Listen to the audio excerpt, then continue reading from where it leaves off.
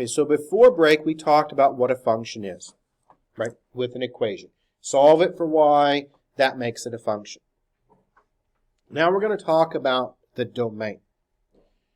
And we're going to first talk about how to find the domain of a function, and then we'll talk about how to find the domain of something that is not a function. And it's slightly different. So we'll do the functions first, and then we'll look at things that are not functions. So we're going to look at the domain for functions. Okay, so the domain for functions. The domain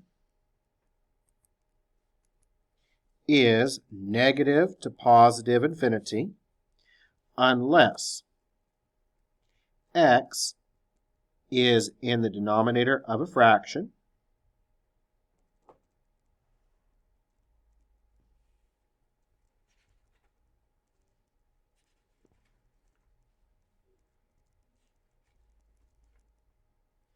or under a root.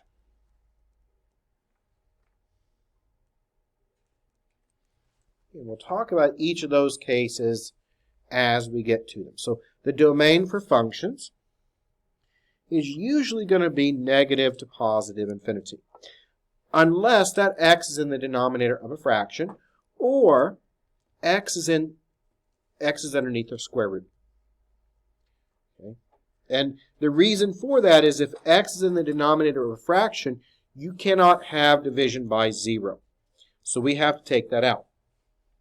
And also when we talk about x underneath the root, well, a square root underneath that root cannot be negative, so we have to take that out. But we'll talk about each of those as we get to them.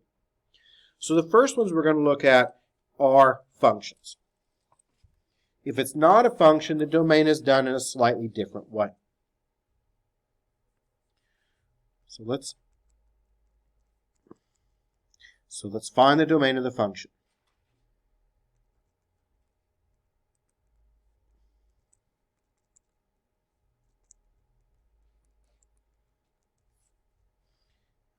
X plus y equals 15.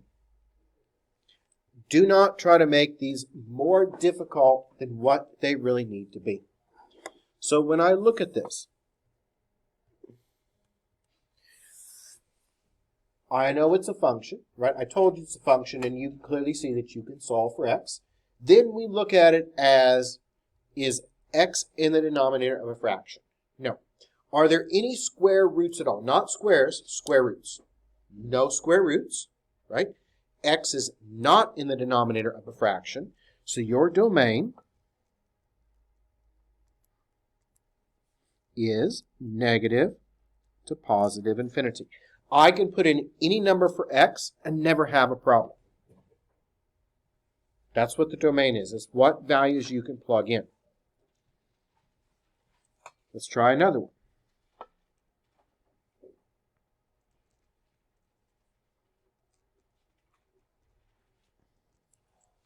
Okay, what about this one? Do we have any square roots? Not squares. Squares are fine. Square roots. Do we have any square roots? No. Is x in the denominator of a fraction? No. So what would my domain then be? Again, simply negative to positive infinity, right? Most of them are going to be negative to positive infinity. So these are two separate ones, and they both have the same domain. Now let's look at one that is different.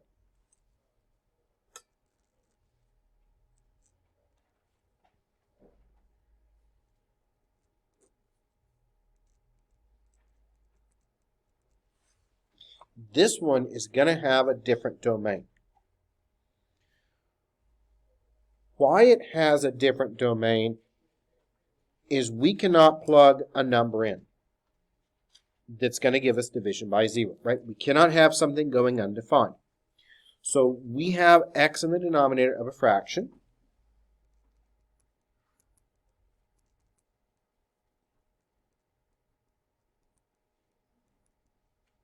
what we then have to do is we have to set the denominator to 0.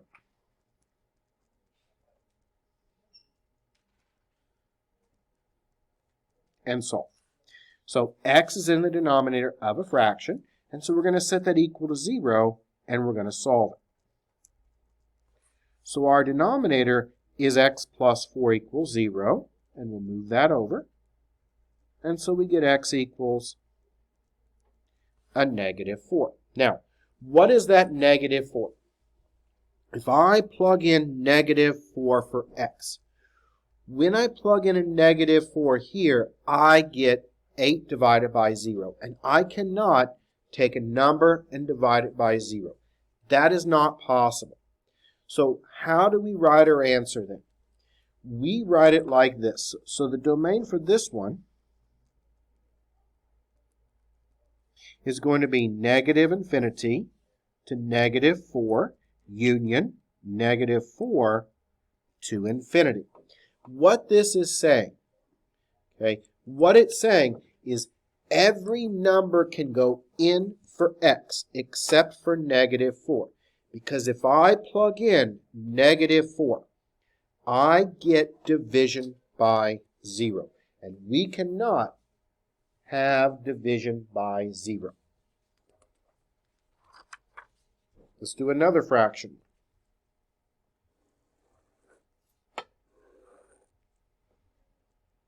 These are all functions. What about y equals 9 over x? Well, again, x is in the denominator.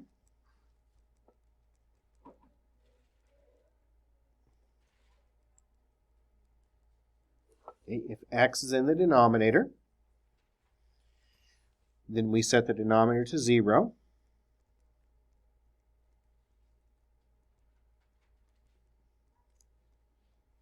Which the only thing in the denominator is going to be x. So what do?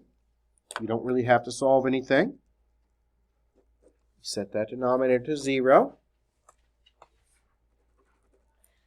X equals 0. What would my domain then be? Negative infinity to 0 union 0 to infinity. What, again, that is saying is I can plug in 5 for x. I can plug in 12 for x, negative 3. I can plug in every number except 0. Because if I plug in 0 for x, what would I get? 9 divided by 0, and I cannot take a number and divide it by 0. So every number will work except for that 0, and that's the way we write it in interval notation. Now let's look at square roots, which is the last part of the functions.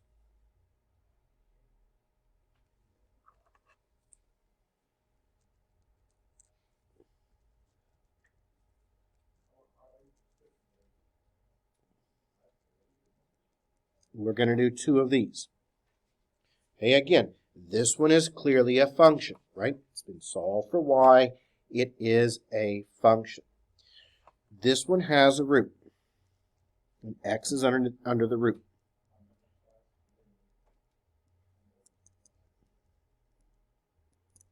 For these, what we do is we set what's under the square root greater than or equal to 0. So this one's got a square root. Now, why do we do that? Well, we need to make sure it's greater than or equal to 0 because we cannot take the square root of a negative number. So we need to make sure that this stays positive or 0. So what's underneath my root here? What's underneath my root is that 3x plus 2. So we set that 3x plus 2 to be greater than or equal to 0.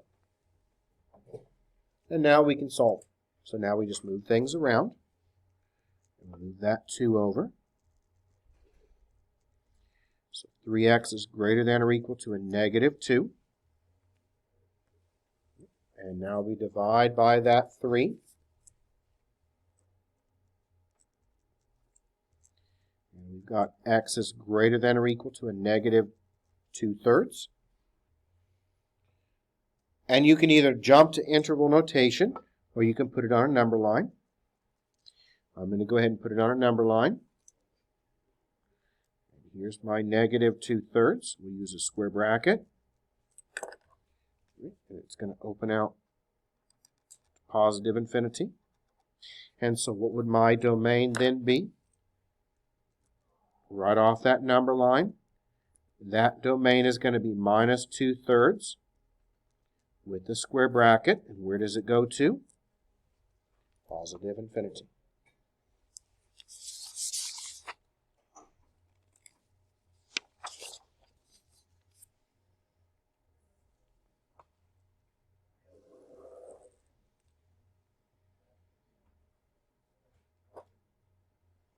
Let's do one more of these, and then we'll look at something that's not a function.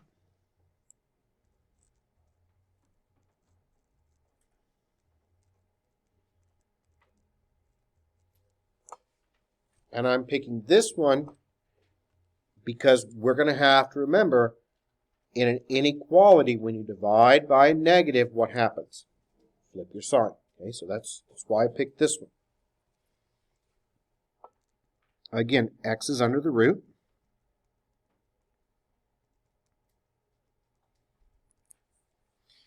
And so we take what's under the root and we make sure that it is greater than or equal to 0. And so now that's minus 2x plus 1 is greater than or equal to 0.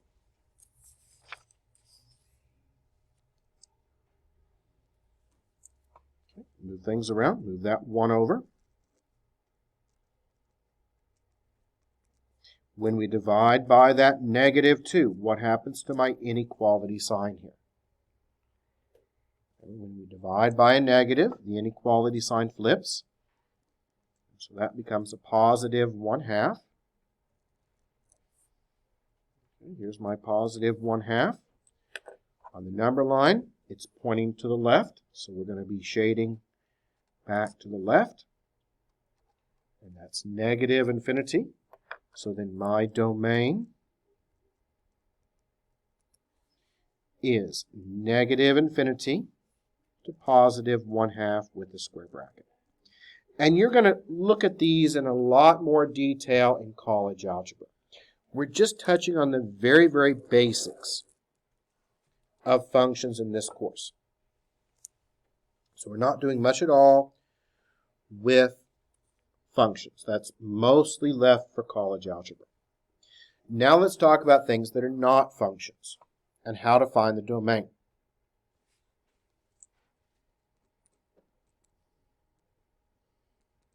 So if it is not a function, move that down so you can see it there. Sorry about that. That way you can copy that down if you're still working. So if it is not a function,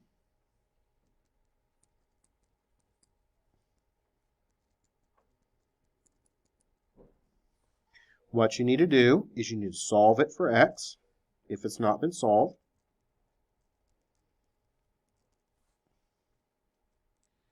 And check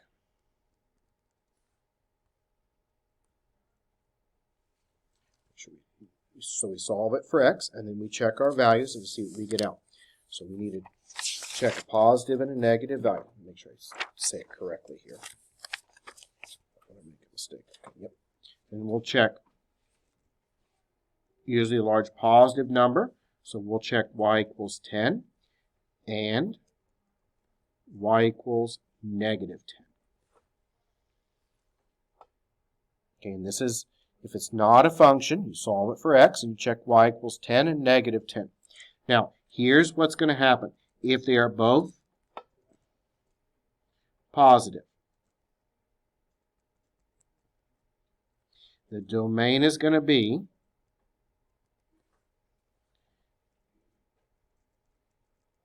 zero to infinity. If they are both negative, the domain will be negative infinity to 0. And if 1 is positive, 1 is negative,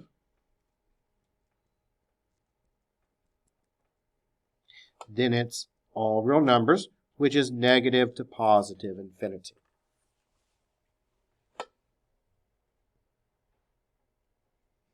I only gave you one of these questions in your homework, and we're probably only going to do 1 or 2 examples. You're going to cover these a lot more in depth in college algebra. In college algebra, it's explained a lot more. This course is just the fundamentals, and it's just a basic explanation of functions. When you get to college algebra, you're going to do a lot more.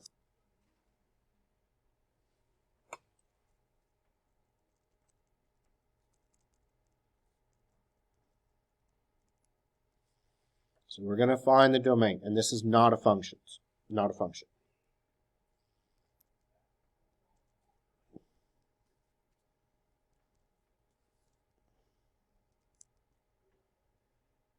So these are not going to be functions. And we'll do probably 2, maybe 3 of them.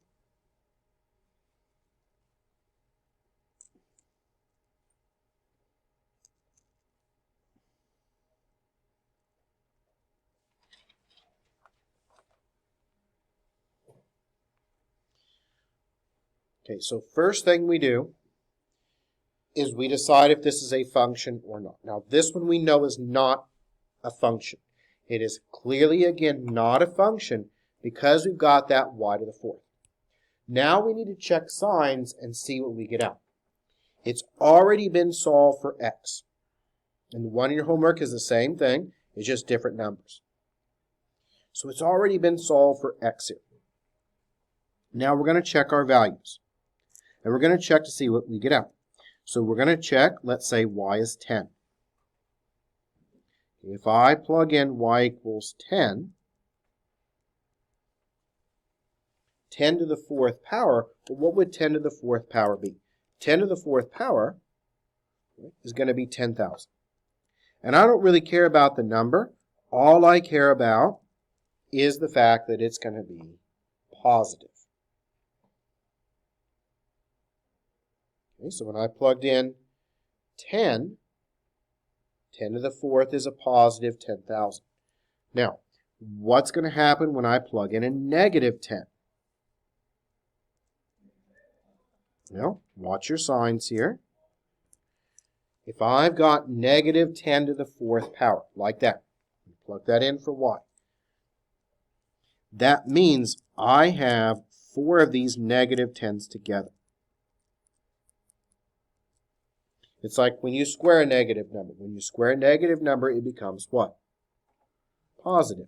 And if you've got 1, 2, 3, 4 of these, right? 4 negatives multiplied together makes it a positive 10,000. Now, what did we have? We have only positive values.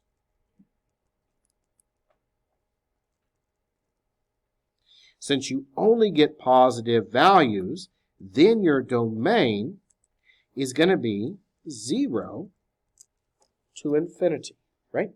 Because all you get out is positive values.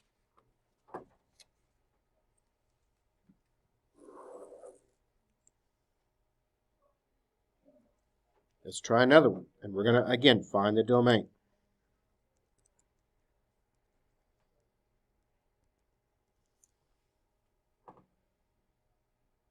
And I didn't put any of these on the exam. What you see on the practice exam is what you'll be seeing on your exam. Not a lot of functions are on your exam. A few questions, but nothing quite like these.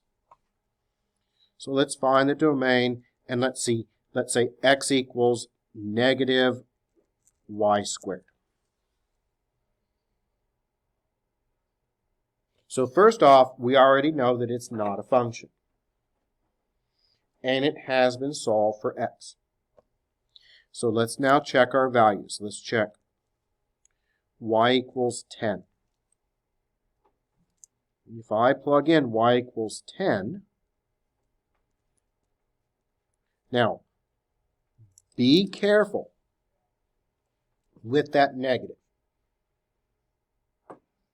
And you'll see this coming up in the next section as well. When we plug values in, you got to be very careful with that negative. Now, order of operations, we do the exponents first.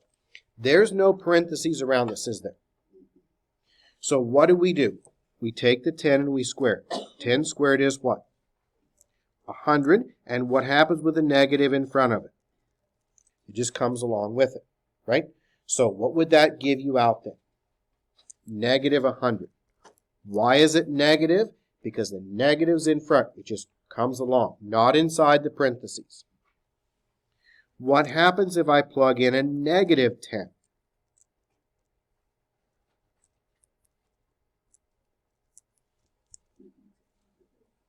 Well, be careful here. Okay, now, part of it will be positive, but the end result's going to be negative. Why?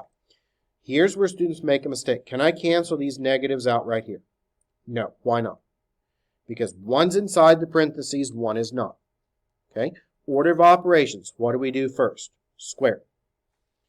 Negative's inside and we square it. So negative 10 squared, what would that be? Negative 10 and negative 10 is 100. And what's still out in front of it? So the negative comes out in front. So now we have it being what? Negative. You'll see this a lot when we go to plug numbers into functions in the next section.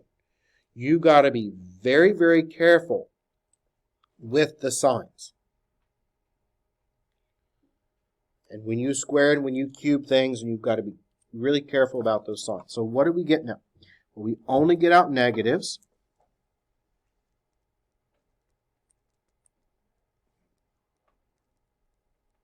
So since we only get out negative values, my domain is only negatives. So it's negative infinity to 0.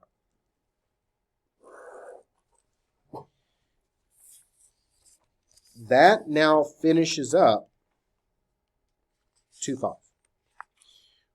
We're going to go over 2.6.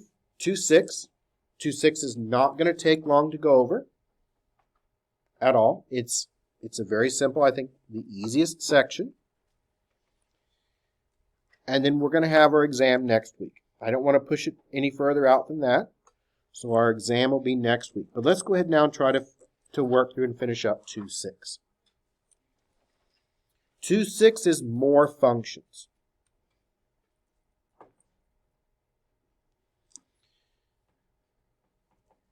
We can graph functions the same way that we would graph lines. Because when we talk about functions, f of x, h of x, q of x, all of those are the same as y.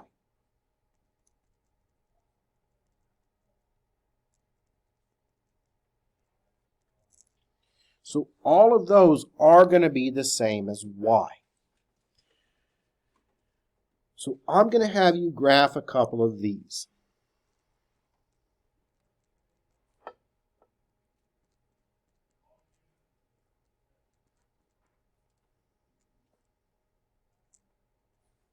So I'm going to have you graph it and also find the domain and range.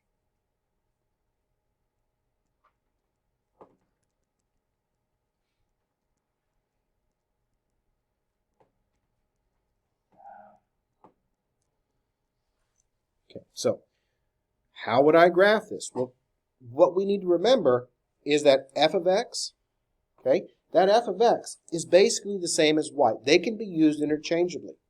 So this is what I'm going to start with here. But what happens if I were to replace that f of x with y? How would I graph this? How would I graph y equals 4x minus 2? I can graph that, right? Because f of x, or any function, is the same as the y. So that f of x can be used interchangeably with that y. And how would you graph this? Well, we've graphed a lot of these.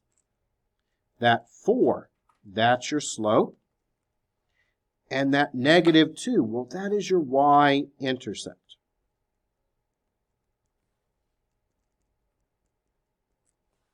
So how would we graph this? Plot our point. So find our y-intercept at 0, negative 2. What's my slope? 4 over 1. So we go up 4 and over 1.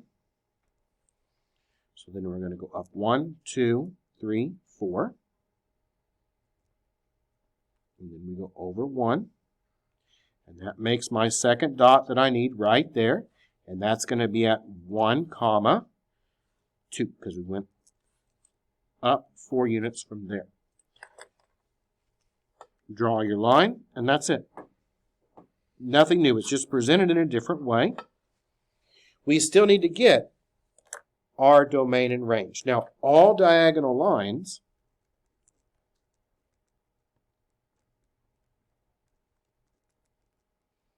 have a domain of negative to positive infinity and a range that's negative to positive infinity. So all your diagonal lines have the same domain and range, because domain is values of x. They go to the left, to the right. Range is up and down. They go up and they go down. One more of these, and then we'll talk about, in greater detail, function notation.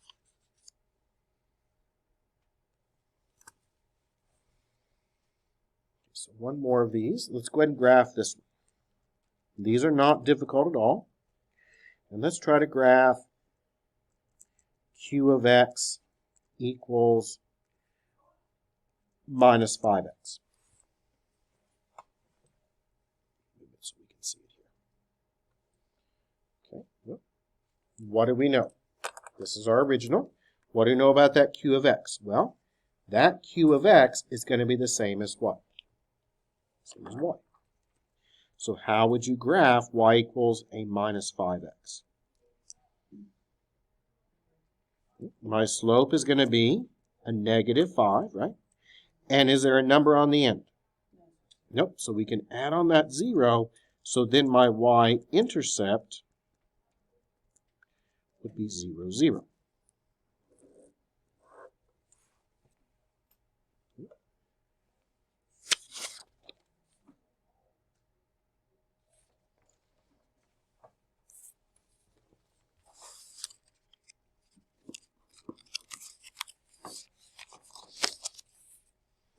Where do we start at?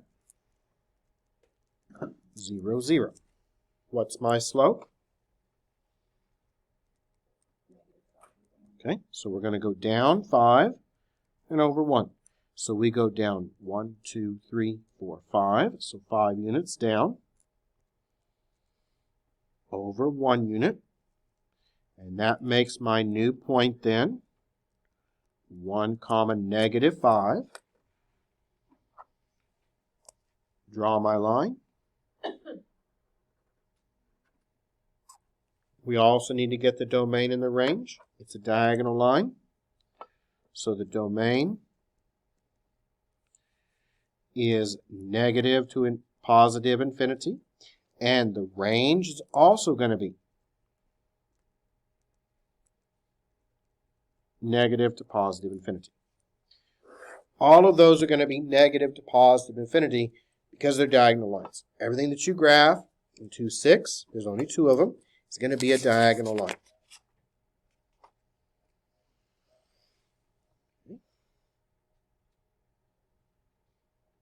Now let's rewrite these as functions. So for the next ones, what we're going to do is, for these next ones, we're going to solve for y and replace y with f of x. So for the next ones, I'm going to give you an equation. You're going to solve this equation for y, and then you're going to replace that y with the function notation f of x. And this goes along with 2 and 3 in your homework. Solve it for y, replace y with f of x.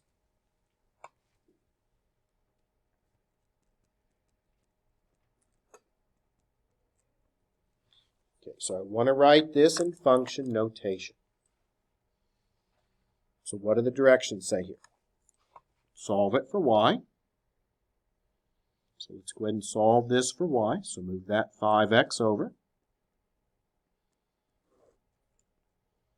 That leaves you then with 3y equals a minus 5x plus 2. We divide by our 3. And we've got y equals now minus 5/3 x plus 2/3. And what's my last step say to do? Solve it for y, which we did, and then replace y with what? So what's my final answer going to be? F of x. Yep, that's your function notation. Equals minus 5/3 x plus 2/3.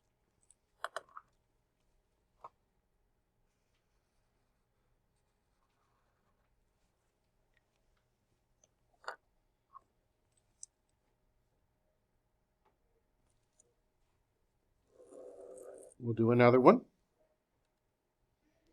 And then we'll start plugging values into functions.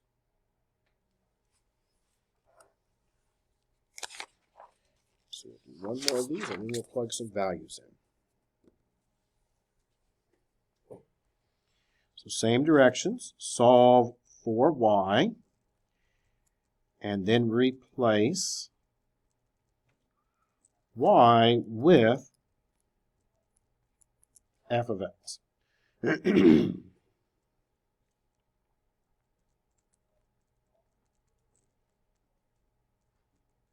so let's try this. First one is like question 2. This one's going to be very similar to question 3.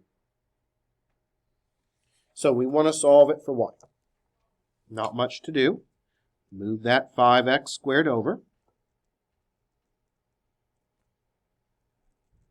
And then that leaves you with y equals now a minus 5x squared plus 9. And what's my last step say to do on these? Replace y with what? F of x.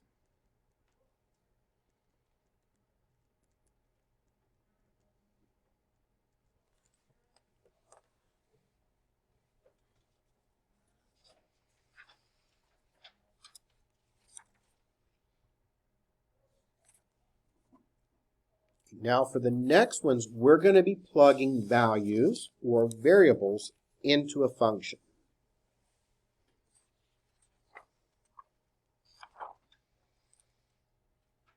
So these we just solved it and replaced it with f of x. Now why do we use function notation? Well, function notation a lot of times is easier to plug values in than just working with the y. It's the same thing as the y, but it's just easier sometimes to work with different values.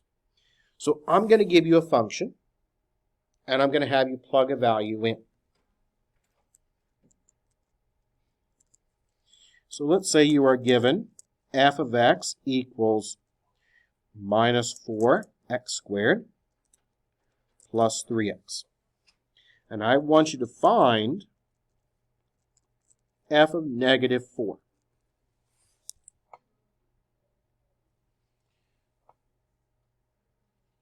Okay, so I'll get this out of the way so it's not confusing. Here's what you've got. You've got a function. I want you to find f of that negative 4. So that means that negative 4, that goes in for your x values. So we take our original function and we rewrite it with parentheses for the x, and then what goes in the parentheses for the x here? Negative 4. We have to be very, very careful with the signs on these. A lot of times students make mistakes with these signs. These are not difficult. You're going to see questions like this on your exam, but be very, very careful with the signs. All about order of operations. So negative 4 squared, that's the first thing. Negative 4 squared, it's inside the parentheses. So that's a positive 16, isn't it? So we did our exponents first. Now we can multiply.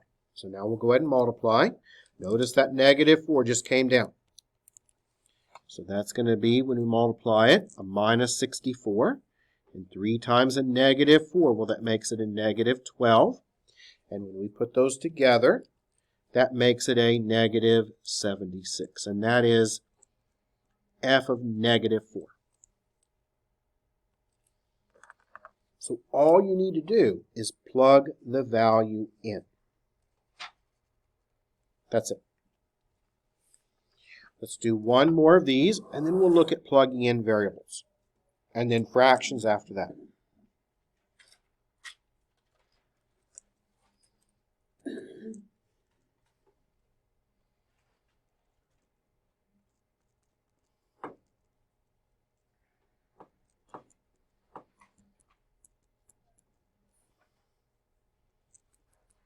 So I'm going to have you find, let's say, f of 2. So here's your original function. Okay, you're given this.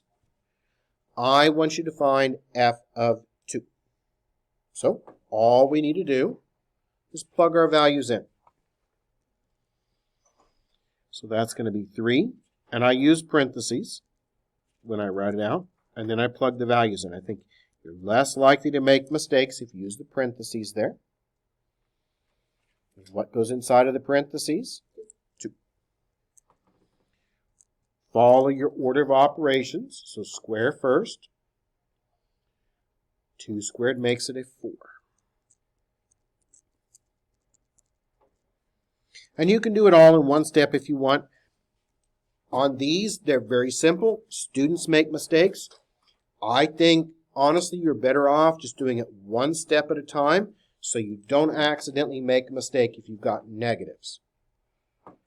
I know it may take a little bit longer, but I like to write them down so we don't make a mistake. We did our exponents. Now we multiply. 3 times 4 is 12. 6 times 2 is another 12 and a minus 2.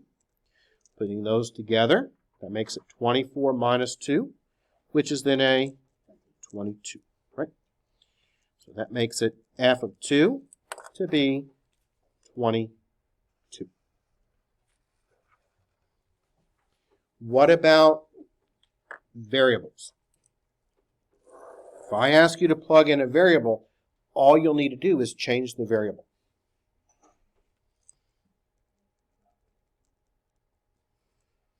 So let's again say that you're given f of x to be about 5x squared plus 6x. And I want you to find f of, it doesn't matter what variable, how about f of k?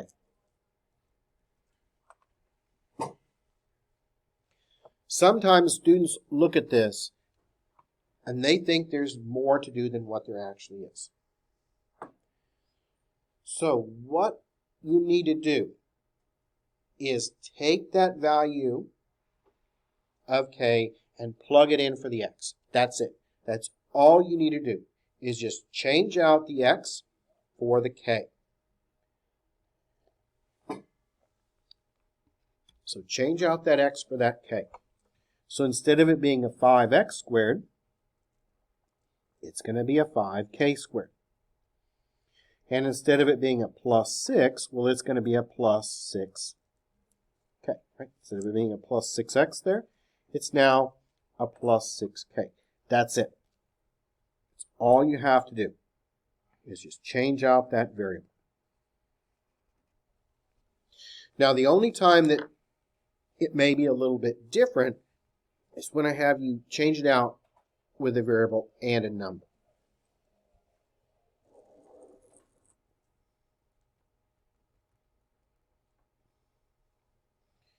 So let's do one of these.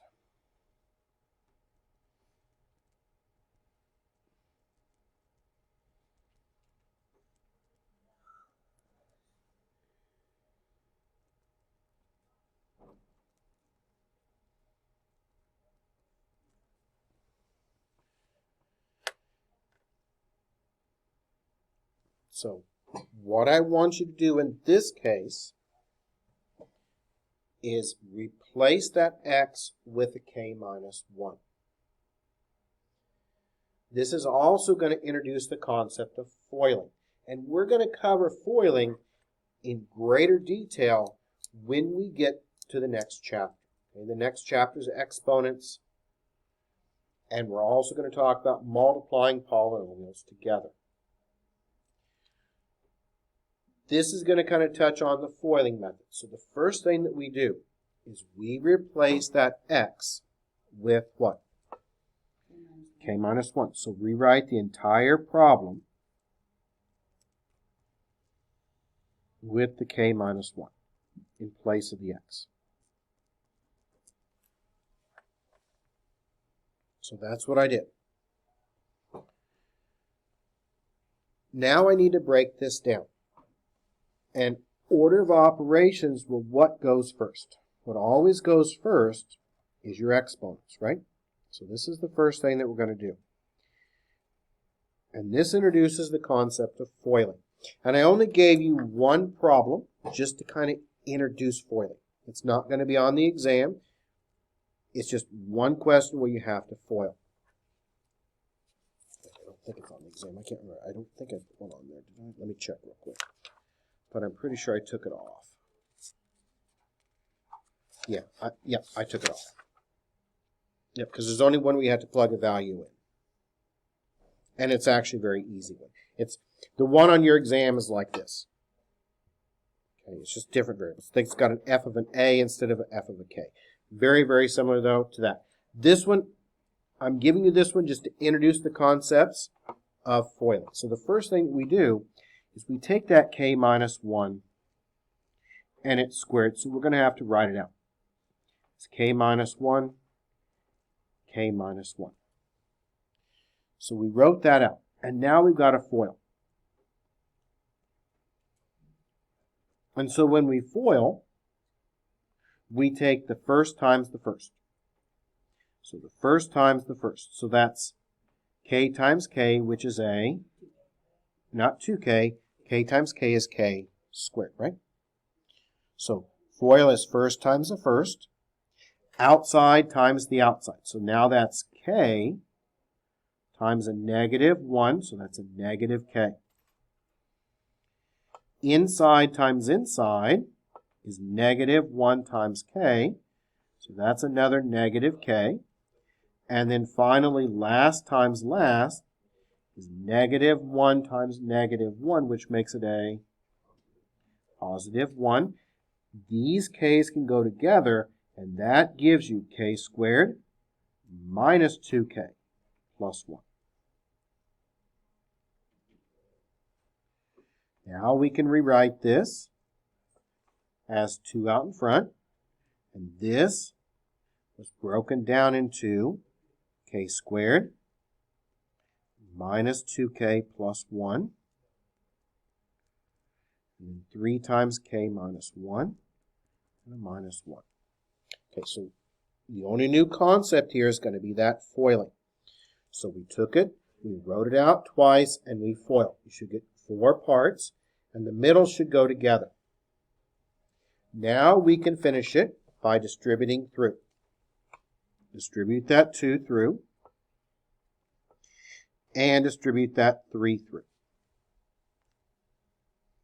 So distribute that 2 through, so that makes it a 2k squared minus 4k plus 2, and then we've got 3k minus 3 minus 1.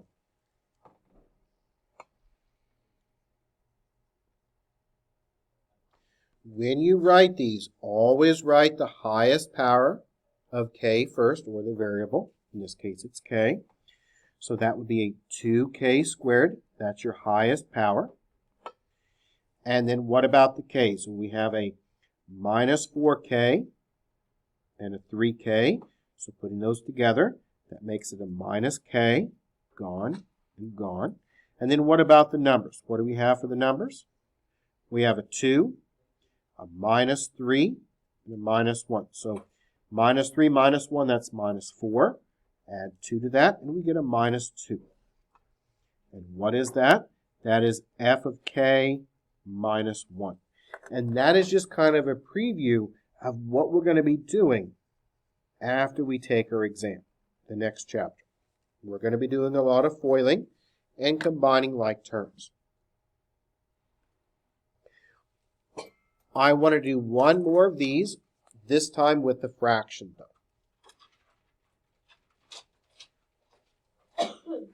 So one more of these. This time it's going to have a fraction. And we're going to be plugging in. And let's say that you're given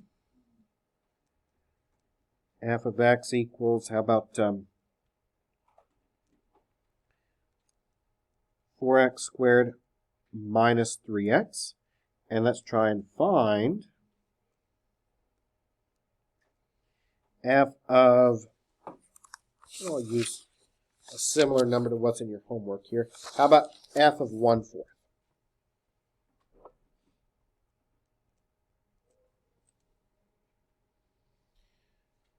So this is what you're given. This is what you want to find is f of 1/4. So we now plug this in. So we have 4 times 1/4 quantity squared minus 3 times 1/4. And this, I think, is probably one of the more difficult questions just because of the fractions.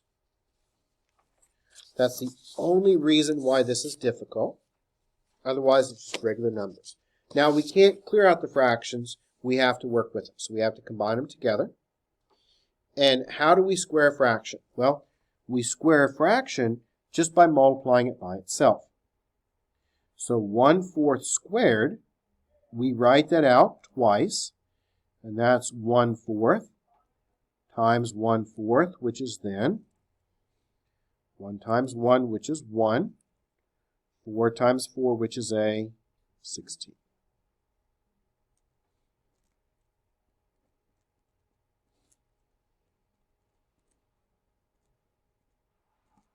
So order of operations, the exponents go first. Now what are we going to do? So we did our exponents, now we multiply. Now remember, when you multiply these fractions, you might be able to cross cancel. Because this 4, well this 4 is a 4 over 1, right? So I can cancel this 4 and that 16 out. Those can cancel, and that piece is going to come out to then be 1/4, right? Because it'll cancel there. What about the next one? Negative 3 times 1, that's a negative 3. 1 times 4, that's a 4. And we are in luck because these have the same denominators, don't they? So just go together. And if they didn't, we would have to get a common denominator. This one is nice because they happen to already have the same denominator.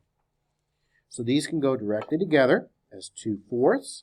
And 2/4 reduces down to, and it's a negative, isn't it? So watch your signs there. And so what is f of 1/4? Well, f of 1/4 is minus what? Minus a half.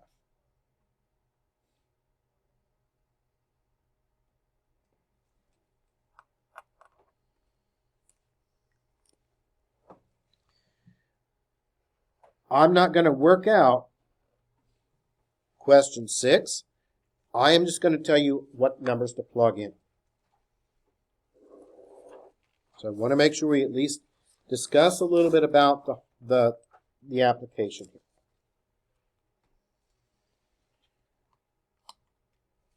Okay, so question 6, we need to figure out first what number we're going to be plugging in. So this is a linear model, so it models the number of appliances sold in a particular year.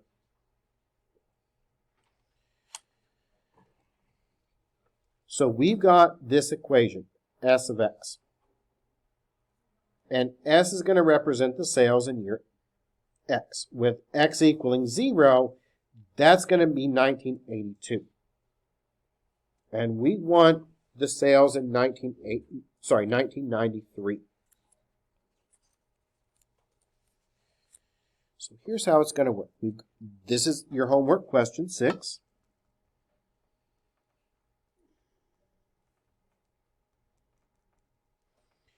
And here's our original function, which is S of X. And this equals 120X plus 4,800. Now, what we know is that X equals 0. Well, that corresponds to 1982. Okay, so X equals 0 goes to 1982. So that means X equals 1 goes to 1983. X equals 2 goes to 1984. See, we're just adding 1 every time.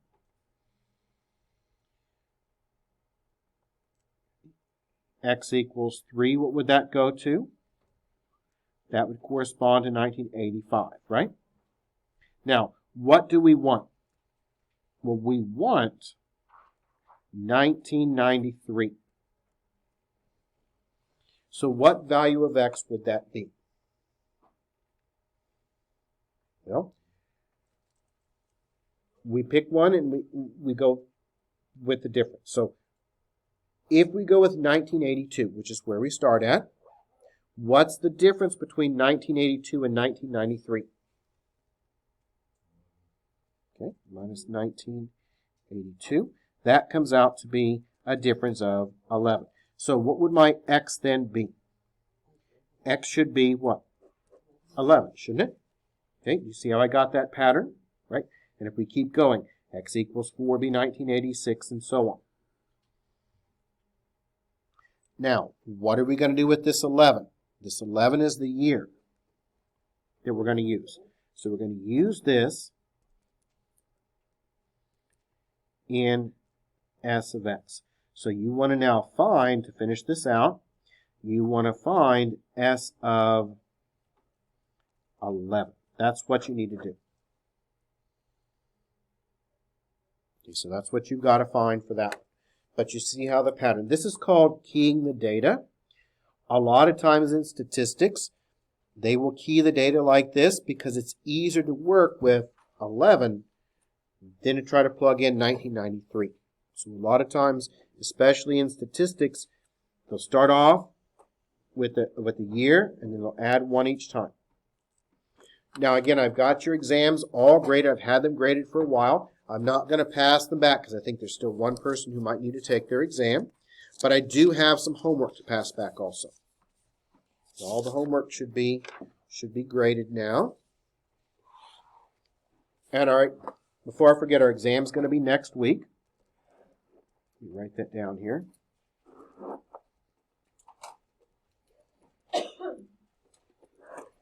So that exam is going to be next week. On your exam, you can have 1 page of notes or note cards. And you can also bring in that handout.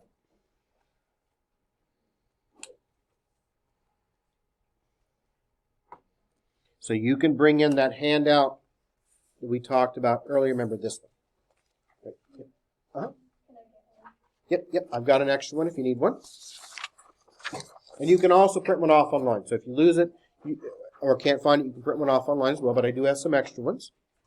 But that's what we're going to be going over and working on next week. So next week, we'll answer questions for homework. And then we'll get ready for our exam and take our exam. I'm going to post a worked out copy of the practice exam online. I've got it already worked out. I just have to scan it and put it in.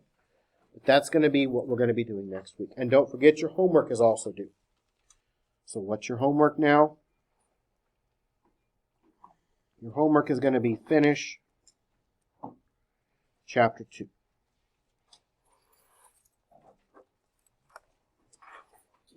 So let me go ahead now, and I think I've got some homework to pass.